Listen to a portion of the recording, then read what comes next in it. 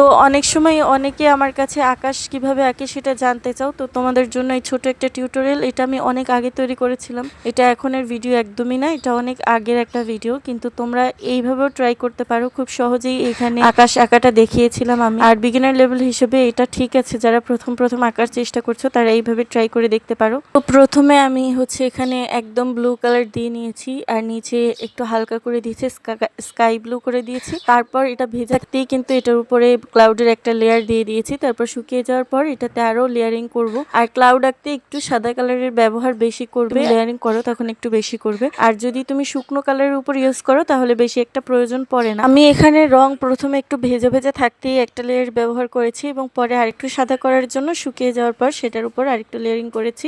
আর এটা আমি একদম অনেক আগের একটা আঁকা, আর আমার মনে হয় এটার আকাশটা মোটামুটি ঠিক ছিল, এই জন্য তোমাদের সাথে শেয়ার করছি। তো তোমরাও কিন্তু এইভাবে আকাশ এঁকে ফেলতে পারো যারা চেয়েছিলে।